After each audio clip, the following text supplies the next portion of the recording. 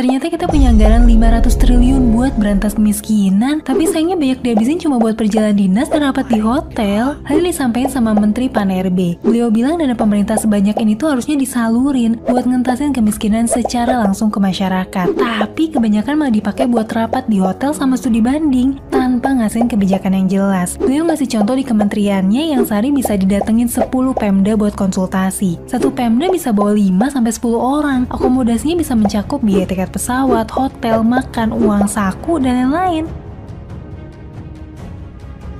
Kita semua pasti mulai menyadari, semua negara besar punya kesamaan di dalam mengelola negaranya. Demi Indonesia menjadi besar, selama masa reformasi dalam 23 tahun ini sayangnya belum menunjukkan bukti keberhasilan bahwa Indonesia karena negara besar. Maka informasi dalam channel Bosman yang selalu membahas cara cerdas bernegara akan memberikan asupan tentang informasi dari berbagai negara dan sistem bernegara mereka sebagai perbandingan pelajaran bernegara. Ada hal yang telah kita kerjakan selama masa reformasi ini, sangat banyak. Namun kita harus sadari juga ada banyak lagi yang belum dikerjakan di dalam era reformasi ini yang akan buat Indonesia menjadi lebih baik. Salah satunya adalah kelemahan Indonesia di dalam bermain di dalam kancah internasional atau kancah dunia. Indonesia saat ini masih korban dari kebijakan negara besar dan belum ada tanda-tanda bisa keluar dari tekanan tersebut. Walau banyak masyarakat tidak menyadarinya atau tepatnya ketidaktahuan. Karena ketidaktahuan ekonomi naik 2,5% setahun itu dianggap sudah oke. Menjadi negara pengimpor bahan dasar kebutuhan harian itu dianggap nggak apa-apa. Hutang ke negara lain, pakai mata uang negara lain untuk biaya rutin pemerintahan itu dianggap oke. BUMN yang harusnya untung namun disubsidi itu dianggap oke.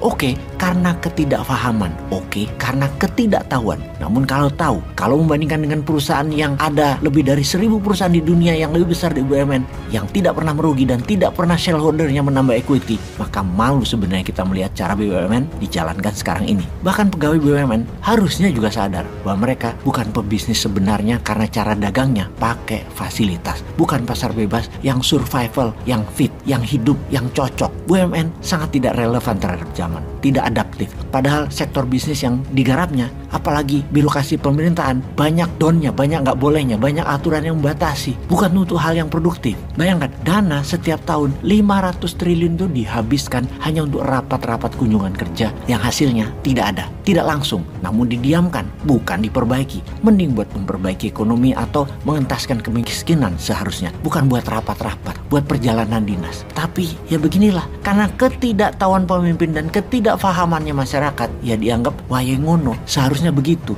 Ini harus kita ajarkan, ini harus kita ingatkan. Kembali kebijakan luar negeri Indonesia, kita menengok negara maju bagian dari hegemoni barat, katakan Inggris, Prancis, Jerman misalnya. Yang namanya kesejahteraan rakyat, sarana kesehatan, sarana pendidikan, jalan umum itu friendly terhadap orang tua, terhadap anak kecil, terhadap orang yang memiliki kebutuhan khusus, taman bermain anak banyak, susunan kendaraan umum, transportasi publik, semuanya nyaman, aman dan baik. Kemudian tamu atau turis asing, Anda dilayani lebih baik lagi dalam hal imigrasi, keamanan, kesehatan. Sarana lokal akan kita lihat dan cemburu deh oleh kebijakan dan apa yang mereka pikirkan oleh banyak negara tersebut. Intinya masyarakatnya happy. Namun kebijakan luar negerinya jangan tanya. Mereka itu bengis buat negara lain. Amerika menyebabkan perang di banyak negara misalnya. Perancis adalah negara dengan koloni wilayah sampai saat ini masih ada 14 negara dijajah Perancis. Belum merdeka penuh dan kejam sekali terhadap rakyat yang dijajahnya Perancis itu. Yang saat ini negara-negara yang dijajah Perancis itu adalah pakai mata uang franc Afrique. Hebatnya, kejam menjajah negara lain secara ekonomi tentunya, atau menyerang negara lain, membunuh rakyat di wilayah lain, rakyat di negaranya, misalnya rakyat di Amerika, rakyat di Inggris, rakyat di Prancis, tidak tahu apa-apa dengan apa yang negaranya lakukan.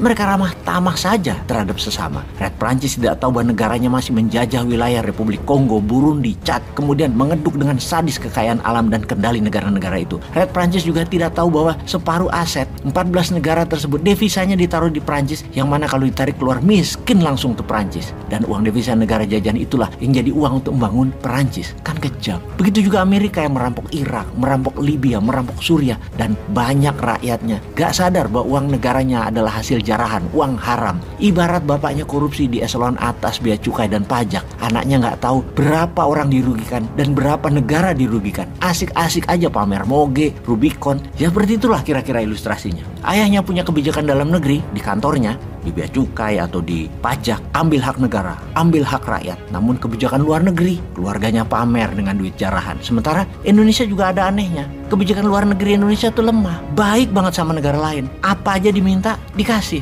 Namun sama rakyatnya, fasilitas kenyamanan publik, kesehatan publik ambiar, pajak semua neken habis-habisan. Gak ikut membangun ekonomi kerakyatan, namun peraturan dan pajaknya menekan. Membangun pakai hutang yang harus nanggung juga rakyat. Dia yang jabat dapat nama, rakyat nanggung hutang negara, dapat buzzer doang.